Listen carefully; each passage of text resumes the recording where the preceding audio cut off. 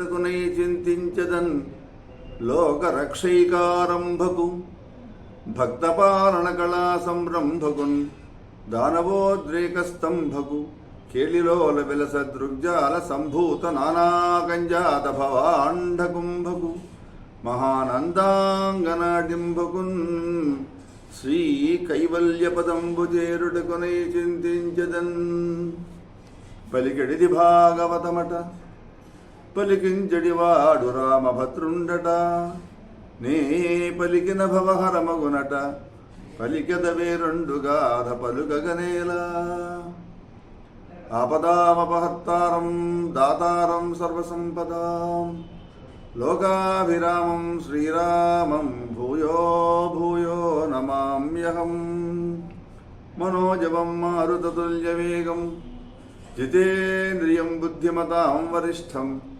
వాతాత్మజం వానరయూధముఖ్యం శ్రీరామదూతం శిరసా నమామి.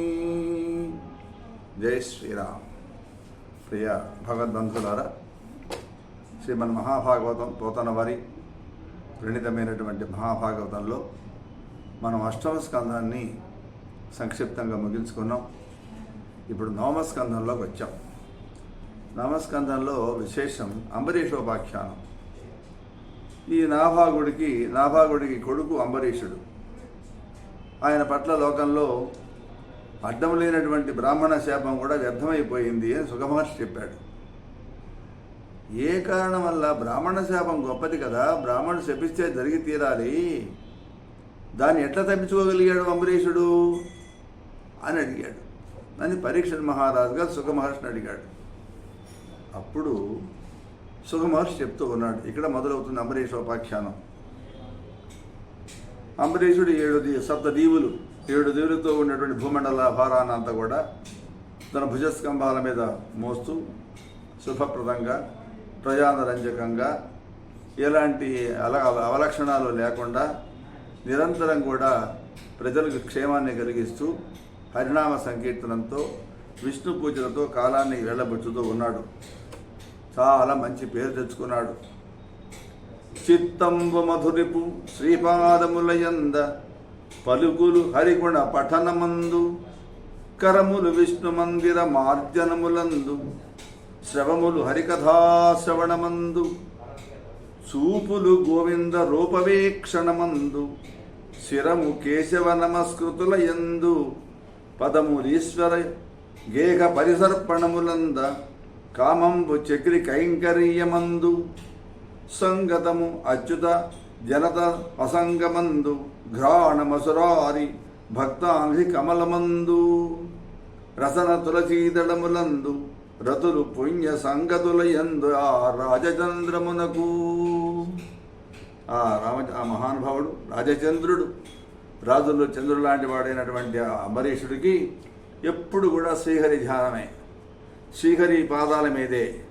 ఆయన మాటలను చూద్దామా, హరిగుణగానం మీదే.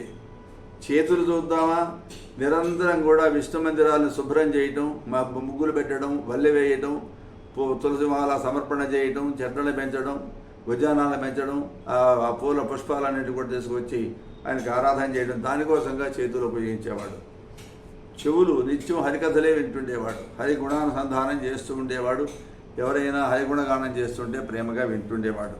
ఆయన చల్లని చూపులు కూడా గోవిందుడి యొక్క రూపాన్ని చూసి ఆ రూపురేఖ విలాసాలకు ఆనందపడిపోయి తన్మయత్వం చెందుతూ ఉండేవాడు. తల చూద్దామంటే దేవదేవుని ముక్కు శిరము. ఎందుకుంటున్నా ఈ తలకాయ అంటే, దేవాలయానికి పోయినప్పుడు ఆ ధ్వజస్తంభం ముందు ఆ తలకాయ నేలకు ఆనిచ్చి సాష్టాంగ నమస్కారం చేయడం కోసంగా ఈ తలకాయ ఉంది.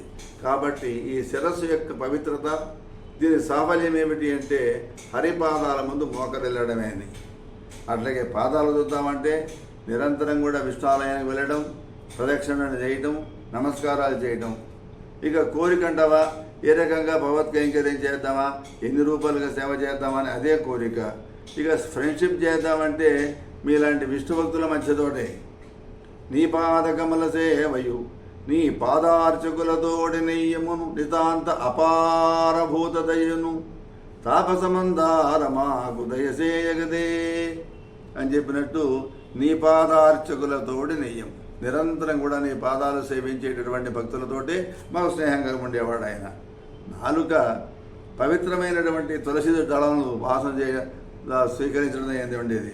అట్లాగే కోరికలు అంటావా, ఏదైనా పుణ్యకార్యాలు ఎందు దేవాలయాలు పోవటం, ప్రదక్షిణాలు చేయటం, తీర్థయాత్రలు చేయటం, శుభస్నానాలు చేయటం, నదీ స్నానాలు చేయటం, ఈ రకంగా హరికి వశమైపోయి ఉండేది ఆయన జీవితం అంతా కూడా. అట్లా ఉండేవాడు ఆ మహానుభావుడైనటువంటి అంబరీషుడు. ఇలా ఉంటే ఇంకా ఆ రోజు గొప్ప వైభవంతో ఉండేవాడు. నిరంతరం కూడా మహర్షులంతా వస్తూ ఉండేవాళ్ళు. ఆ రకంగా వాళ్ళతో కాలక్షేపం చేస్తూ ఉండేవాడు. కావ్యశాస్త్ర వినోదేన కాలో గచ్చతి ధీమతాం వ్యసనేనిదు మూర్ఖాణ నిద్రయ కలహేన వాణి ఒక సుభాషితం ఉంది. బుద్ధిమంతులైనటువంటి వాళ్ళు ఏం చేస్తారట, కావ్యశాస్త్ర వినోదేన కావ్యాల గురించి శాస్త్రాల గురించి చర్చించుకుంటూ ఉంటారు. అందులో నుండి మహా విషయాలను గురించి మాట్లాడుకుంటూ ఉంటారు. లోకానికి క్షేమం కలిగించేటటువంటి, సమాజానికి ప్రీతి కలిగించే విషయాలనే మాట్లాడుతూ ఉంటారు. ఆ రకంగా కావ్య శాస్త్ర వినోదాల్లో బుద్ధిమంతులైనటువంటి వాళ్ళు కాలక్షేపం చేస్తూ ఉంటే మూర్ఖులు ఉన్నారే వ్యసనాల వల్ల, జోదము, చెప్పకూడనటువంటి అనకూడనటువంటి అకృత్యాల మీద కట్టుకుంటారు. ఇంకా కొంచెం టైం మిగిలితే నిద్రపోతూ ఉంటారు. ఇంకా టైం మిగిలితే కలహేనవ పక్కవాడితో తగాదా పెట్టుకుంటూ ఉంటారట. కానీ మహానుభావుడు అట్లా కాదు. ఎన్నో యాగాలు చేసేవాడు. నిరంతరం కూడా విష్ణుభక్తుడు ఆయన. ఆ సరస్వతి నదీ తీరంలో లెక్క పెట్టడానికి వీలుగానే దక్షిణలు ఇచ్చేవాడు. ఎన్నో అశ్వమేధయాలు యాగాలు చేశాడు. ఆయన దృష్టిలో బంగారం కానీ, మట్టు కానీ, మన్ను కానీ రెండు కూడా సమానమే. దీని కూడా బంగారం కదా అని ఆశపడేది లేదు, మట్టి కదా అని తిరస్కరించేది లేదు. ఏ పని చేసినప్పటికీ కూడా అంత హరిప్రీతిగా, నారాయణ ప్రీతిగానే చేసేవాడు. అట్లా భూమిని పరిపాలన చేసేవాడు. అట్లాగే విష్ణు భక్తుల పట్ల విశేషమైనటువంటి నమ్మకంతో ఆయన వాళ్ళ రాజ్య పరిపాలన, వాళ్ళ సలహాలు తీసుకుంటూ ఉండేవాడు. ఆ రకంగా గొప్ప రాజర్షిగా విరాజమానుడైనాడు అంబరీషుడు. హరియని సంభావించును, హరియని దర్శించును అంటూ ఆఘ్రాణించును, హరియని రుచిగును దులుతును హరిహరి ఘను అంబరీషుడు నలవేయ పగడన్. అలాంటి విష్ణుభక్తుడైనటువంటి యొక్క అంబరీషుడు నిరంతరం కూడా హరి హరి హరి హరి హరి అంటూనే స్మరిస్తూ ఉండేవాడు. హరి అంటే తాకేవాడు, హరి అని చెప్పి వాసన చూసేవాడు, హరి అంటూ రుచి చూసేవాడు, హరి అంటూ ప్రసాదం తీసుకునేవాడు, హరి అంటూ ఏ పని చేసినా ముందు హరి చివర హరి. మా గురుగారు మహానుభావులు ఉన్నారు పెద్దముత్తివిలో, శ్రీకృష్ణాశ్రమం ముముక్షణ మహాపీఠం దాని పేరు, లక్ష్మణ యతీంద్రుల వారని చెప్పి. వారు సంప్రదాయంలో ముందు వాసుదేవ అనేవారు, తర్వాత విషయం మాట్లాడి మధ్యలో వాసుదేవ అనేవారు. ఆ వాక్యం పూర్తయిన తర్వాత వాసుదేవ అనేవారు. వాసుదేవ వాసుదేవ వాసుదేవ ఇదే వాసుదేవ స్మరణం చేస్తూ ఉండేవారు ఆ మహానుభావులు. లక్ష్మణ యతీంద్రుడనే మహానుభావులు కృష్ణా జిల్లా కూచిపూడి పక్కనే పెదముత్తివి గ్రామంలో వారి కృష్ణాశ్రమం ఉండేది. ఈవేళ అక్కడ 1000 ఆవులు ఉన్నాయి. కబేళాలకు పోయేటటువంటి ఆవుల్ని మొత్తాన్ని లారీలు ఆపి రోడ్డు పక్కన ఆ భక్తులు చేసుకొచ్చి మొత్తం కూడా అప్పచెబితే ఈవేళ కృష్ణాశ్రమంలో 1000 ఆవులు నేను మెయింటైన్ చేస్తున్నారు. ఏ రకమైన ఆధారము లేదు, కానీ నారాయణుడు ఉన్నాడు, మా కృష్ణ పరమాత్మ ఉన్నాడు, ఆయన చూసుకుంటాడు అని. ఇది కూడా అలాంటి వాడే. అట్లా ఉంటే ఆ మహానుభావుడు భగవంతుడు లగ్నమైన చిత్తం ఉన్నటువంటి వాడు కదా. నిత్యం రాజ్యపాలన చేస్తూ కూడా హరినామస్మరణమే.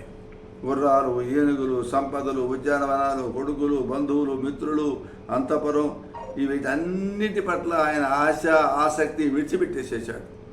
ఈ విష్ణుభక్తి పారమ్యంలో పడిపోయి ఈ ప్రాపంచిక లౌకికమైన సుఖాల గురించి కానీ, ఆ బంధాల గురించి కానీ పట్టుకోవడం మానేశాడు. కొంతకాలానికి ఆ అంబరీష మహారాజు గారికి సంసారం పట్ల కూడా మోహం తగ్గిపోయింది. ఇట్లా కాదురా అని చెప్పి ఏకాంతంలో భక్తి పారవశ్యంతో ఉండేటట్లుగా ఆ పురుషోత్తముని గురించి ఆలోచిస్తూ ఉండేవాడు. అట్లా అందరినీ కూడా చేస్తూ ఆయన కొంతకాలానికి అందరినీ రక్షించేటటువంటిది సుదర్శన చక్రం కదా, మా యజ్ఞాలకు హోమం చేస్తూ ఉంటాం. ఆయన అందరినీ కూడా శిక్షించేది, ఆత్మీయుల్ని రక్షించేది, సమస్త లోకాలని కూడా అడ్డు లేకుండా రక్షించేటటువంటి ఆ సుదర్శన చక్రాన్ని అనుగ్రహించాడు ఆ రాజర్షికి భగవంతుడు. ఇదిగో ఈ చక్రంతో నువ్వు రాజ్యపాలన చేయవయ్యా అని హరి మెచ్చుకొని ఆ చక్రం ఆయనకి ఇచ్చాడు, అనుగ్రహించి వెళ్ళాడు. ఇప్పుడు ఆయన దగ్గర ఏముంది? సుదర్శన చక్రం ఉంది. అప్పుడు ఏం చేశాడు ఆయన? ద్వాదశి వ్రతాన్ని చేశాడు. ఎట్లా చేశాడు అంటే తన భార్య కూడా కలుపుకొని ఆమె సహకారంతో 1 సంవత్సరం పాటు శ్రీహరిని గురించి ద్వాదశి వ్రతాన్ని చేశాడు. ఆ రకంగా ఆ వ్రతం పూర్తయిన తర్వాత కార్తీక మాసంలో 3 రాత్రులు ఉపవాసం ఉన్నాడు. యమునా నదిలో స్నానం చేశాడు. మధువనంలో మహాభిషేక విధి ప్రకారంగా శ్రీహరిని అభిషేకించాడు. మనోహరమైనటువంటి సుగంధాన్ని సమర్పించి సువాసనలతో ఉన్నటువంటి పూలతోటి శ్రీమన్నారాయణుని పూజించాడు. పాలు ఏరే ప్రవహించేటట్టుగా మంచివి ఉన్నటువంటి వెండి తొడిగిన గిట్టలతో ఉండేటువంటి బంగారు కుప్పెలు ఉన్న కొమ్ములతో ఉన్నటువంటివి దూడలున్నాయి. అలాంటి 600 వాటితోటి 600 కోట్ల పాడియావులని ఆ రాజు బ్రాహ్మణోత్తములకి వైదిక శ్రేష్ఠులకి దానం చేశాడు. ఎంతోమంది బ్రాహ్మణోత్తములైన వాళ్ళందరినీ కూడా వాళ్ళ కడుపు నిండేట్టుగా షడ్రసోపేతమైన భోజనాలు పెట్టించాడు. ఆ తర్వాత ఉపవాసం అయిపోయిన తర్వాత ఇప్పుడు ఆయన భోజనానికి కూర్చున్నాడు. అట్లా కూర్చుంటే ఆ సమయంలో వేదాలను పుక్కిడబెట్టినటువంటి వాడు, మహాసంపన్నుడు, గొప్ప యోగాభ్యాస నిపుణుడు, సూర్యుడులాగా ప్రకాశించేవాటి వాడు ఒక దుర్వాసుడు నాడే ఆ మహానుభావుడు వచ్చాడు. ఇంటికి అతిథిగా వచ్చాడు దూర్వాసుడు అనగానే మన వాళ్ళంతా కూడా కోపిష్టి అంటాం కదా మనం. ఏంట్రా దూర్వాసుడిలాగా పెట్టరేగిపోతున్నాం అంటాం. ఆ దూర్వాస మహర్షి ఆ వేళ ఉపవాసం అయిపోయి భోజనం చేద్దాం అనుకున్న సమయంలో ఆయన వచ్చాడు. అట్లా వచ్చినటువంటి ఆ మునీశ్వరుని చూశాడు. ఆయన చక్కగా మర్యాదలు చేశాడు, వేయించేపు చేశాడు. ఆయన పాదాలు కడిగాడు, పూజించాడు, క్షేమం అడిగాడు. అయ్యా ఇంట్లో భోజనం చేయండి, సిద్ధంగా ఉన్నాయని ప్రార్థించాడు. ఆ మహాత్ముడు సంతోషించాడు. ఆ రోజు ఆయన కోరికని అంగీకరించాడు. మీకు ఆతిథ్యం ఇస్తాను, మాకు అనుగ్రహించండి అంటే సరేను అన్నాడు. సరే కాళింది నదికి వెళ్ళి స్నానం చేసి ధ్యానం చేస్తూ నీటిలో మునిగి స్నానం చేస్తూ ఆలస్యం చేశాడు. ఓ పక్క ఉపవాసం అయిపోయింది, భోజనం చేయాలి, ద్వాదశి పాలన చేయాలి. మధ్యలో ఈయన వచ్చాడు. కానీ వచ్చినవాడు స్నానం చేసి రావయ్యా సిద్ధం చేస్తామంటే స్నానానికి పోయి జలకాలాడుతూ అక్కడే కాలక్షేపం చేశాడు. ఇంకా ద్వాదశి తిథి గడియ ముగిసే సమయం ఒక గడియ మాత్రమే ఉన్నది. ఇప్పుడు ఏం చేయాలా? మరి ఉపవాసం ఉన్నటువంటి వాడు ద్వాదశి పాలన చేయాలంటే ద్వాదశి తిథి పోయే లోపలనే పాలన పూర్తి చేయాలి. అయ్యో టైం అయిపోయిందే, ఈ మహానుభావుడు స్నానానికి పోయినాడు, ఇంకా రానే లేదు, ఎట్లా అని ఆందోళన పడుతూ ఉన్నాడు అంబరీష మహారాజు. మనం కానీ కాదన్నామనుకోండి, మనం భోజనం చేసామనుకోండి, బ్రాహ్మణ తిరస్కారానికి భయపడ్డాడు. అందులో పండితుల్ని పిలిపించాడు. అయ్యా ధర్మ సంకటం వచ్చింది, ఏం చేయమంటారు అని. స్థానానికి వెళ్ళిన దుర్వాసముని ఇంకా కాళింది నదిలోనే ఉన్నాడు, బయట పడల. ద్వాదశి కాస్త గడిచిపోతూ ఉంది. ఈ లోపల పాలన చేయాలి. ఇప్పుడు ఏం చేయాలో చెప్పండి, నాకు ధర్మ సంకటం వచ్చింది అని అడిగాడు ఈ మహానుభావులందరినీ కూడా. ఆయన అన్నాడు, అయ్యా వెళ్ళినటువంటి బ్రాహ్మణులు అన్నారు, ఆ వెళ్ళినటువంటి అతిథి ఇంకా రాకపోవడం వల్ల ద్వాదశి పాలన మానేయడం ధర్మం కాదు. నీళ్లు తాగితే భోజనం చేసినట్టే అవుతుంది, కాబట్టి చేయనట్టు అవుతుంది, చేసినట్టు అవుతుంది, చేయనట్టు అవుతుంది, ఆ ధర్మసమ్మతమేనన్నారు అని ధర్మజ్ఞులంతా కూడా ఆయన సందేహాన్ని పొగిడితే ఆ రాజర్షి మనస్సులో శ్రీహరిని స్మరణ చేశాడు, పాలన చేశాడు. స్నానార్థం పోయినటువంటి తపస్వి దుర్వాస మహాముని ఇంకా ఎంతసేపటికి రాకపోతే ఆయన కోసంగా ఎదురు చూస్తూ ఉన్నాడు. ఆ సమయంలో యమునిలో స్నానాధికం పూర్తి చేసుకొని దుర్వాసుడు అంబరీషుని సేవలు అందుకోవడం కోసంగా ఆ రాజు చేసిన పనిని మనోదృష్టితో దీర్దృష్టితో చూశాడు. కోపం తెచ్చుకున్నాడు. శరీరం కంపించిపోయింది. నన్ను భోజనాన్ని రమ్మని చెప్పి అతిథి రాకుండానే నువ్వు ఈ పని చేస్తావా అని చెప్పి కోపం తెచ్చుకున్నాడు. కరకరలాంటి ఆకలితోటి ఆయన ఐశ్వర్యంతో కన్ను మిన్నుగా అనకుండా ఉన్నటువంటి ఘాతకుడిని మీరంతా చూశారు కదా, నన్ను భోజనానికి పిలిచి ముందు తానే ఆరగించి కూర్చున్నాడు. వీడా విష్ణు భక్తుడు, ధర్మభంగం చేశాడు, ధర్మలోపం చేశాడు. కాబట్టి అయినా పర్వాలేదు, నా శక్తి ఏమిటో ఇప్పుడే చూపిస్తాను. నేను కోపగించానో నన్ను ఆపగలవాడి ప్రపంచంలో ఎవడూ లేడు అని చెప్పి మండిపడ్డాడు దూర్వాసుడు. పెటపెట పండ్లుకి ఈటుతును భీకరుడై కనుగ్రీవ నిప్పుకల్ పొటపటరాల గండములు పొంగ మునీంద్రుడు హోంకరించుతున్ జటమొదలంటగా పెరిగి చక్కని దానవ కృత్య నాయుధోత్కటవలమాన హస్తయుతగాను నరించ నయించ రాజుపై పెటపెట అని పళ్ళు కొరుకుతూ భయంకరమైపోయింది. ఆ కళ్ళ కొనల నుంచి చెడచెడమ నిప్పులు రాలుతున్నట్టుగా, చెంపులు చేవరించేటట్టుగా హోంకరిస్తూ తన కొప్పులో ఉన్న సెగలో ఉన్న ఒక జడని, ఒక వెంట్రుకని లాగి దాన్ని ఆయుధంగా భావించి ఏం చేశాడు, ఒక కృత్యని, ఒక శక్తిని సృష్టించి దాన్ని ప్రయోగం చేశాడు అంబరీషుడి మీదకి. ఏం చేయాలి అప్పుడు ఆ కృత్య, ఆ శక్తి అన్నమాట, అది ప్రళయాగ్ని సమానమైనటువంటి పద్ధతిలో శూలాన్ని ధరించి నేల కుంగిపోయేటట్టుగా కాళ్ళతో తొక్కుతూ అతిశయంతో అంబరీష మహారాజు పైకి దూసుకుంటూ వెళ్ళిపోయింది. విశ్వరూపుడైనటువంటి హరి నారాయణుడు ఆ సంగతి తెలుసుకున్నాడు. వెర్రి తపస్సు చేసేటటువంటి మాయను చక్కబెట్టమని చెప్పి తన చక్రాయుధాన్ని పురమాయించాడు. సుదర్శన చక్రమా వెళ్ళి ఆ దూర్వాసుడి పని పట్టు అన్నాడు. అప్పుడు ఈ చక్రం గడగడ గిరగిర తిరుగుతూ ప్రళయాగ్నిలాగా ఆ దూర్వాసుడి వెంట పడింది. ఆ విధంగా వచ్చిన సుదర్శన చక్రాన్ని, ఆ కృత్యాన్ని స్థితి పంపించాడు కదా దూర్వాసుడు. ఈ సుదర్శన చక్రం ఏం చేసింది, దాన్ని కాదు కాల్చి పడేసేసింది. దాంతో చుట్టుపడకుండా ముని వెంటబడింది. ఏది సుదర్శన చక్రం. అప్పుడైనా మేరు పర్వతం గుహలోకి ప్రవేశించాడు.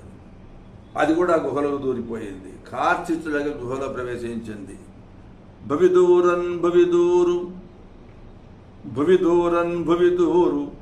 అబ్దిచరణబ్దుల్ పచ్చు మృద్వేగయైదివి ప్రాకందివి బ్రాకు దిక్కులకు దిగ్వీధులను బోవు చిక్కి వెసంగృంకిన గ్రుంకు నిల్వనుచు క్రీడించు నొక్కబడిందాపసు వెంటనంటి హరి చక్రంబు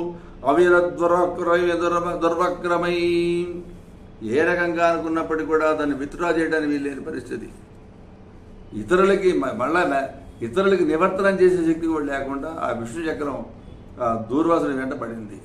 ఆయన భూమిలోకి దూరితే అది కూడా భూమిలోకి దూరింది. ఆయన సముద్రంలోకి మునిగితే అది కూడా సముద్రంలోకి మునిగింది. కలతపడి ఆకాశానికి ఎగబాగితే అది కూడా ఆకాశానికి ఎగబాకేది. దిక్కులపై పరుగులు తీస్తే తాను దిక్కులపై పరుగులు వేసుకునేది. ముని పరిగెత్తు పోతూ ఉంటే అది కూడా వెంటనే పరిగెత్తు పోయి ఉండేది. రొప్పుతూ నిలబడిపోతే అది కూడా నిలబడిపోయేది. పక్కకు తొలగితే తాను పక్కకు తొలిగేది. ఏ రకంగా చేయాలి? ఈ రకంగా దూర్వాసుడు ఎండబడింది ఈ సుదర్శన మహాచక్రం. ఏ లోకమునకైన వెంటబడితో నేతించు చక్రానలజ్వాలల్ మానుపు వారులేమిజని దేవజ్యేష్ఠులోకేశు వాడు ఆలోకించి విధాత విశ్వజనన వ్యాపార పారీణ రేఖారీలేక్షణ కావవే కరుణ చక్రంబు నన్ను నివారింపవే అన్నాడు.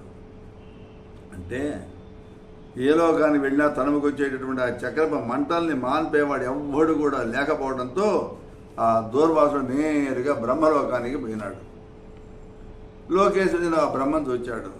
ఓ విధాత, నా మరణమయ్య, సృష్టించులో పనిలో నేర్పు ఓర్పు తీర్పున్నవాడి నువ్వు నన్ను కాపాడు, ఇదిగో ఈ చక్రాన బాధను తప్పించవయ్యా అని ప్రార్థించాడు. బ్రహ్మదేవుడు అన్నాడు, రెండు పరార్థాల ప్రమాణం ఉన్నటువంటి కాలాన్ని కాలస్వరూపుడైనటువంటి విభుడు ఎవడైతే ఎంతో ప్రీతిగా సృష్టిస్తాడో, కాలం పరిపూర్తి అయిన తర్వాత ఎవడైతే తన కనుకనల్లో ఎరుపు కుదురుకున్నంతనే ఆ బ్రహ్మలోకాన్ని ఇతర లోకాలను బూడిద చేస్తాడో, అలాంటి శ్రీహరి యొక్క సుదర్శన చక్రం అగ్నిజ్వాలకు అడ్డబడిగేవాడు, శక్తి గలవాడు ఈ ప్రపంచంలో ఎవడన్నా ఉన్నాడా? నా వల్ల ఏమవుతుంది?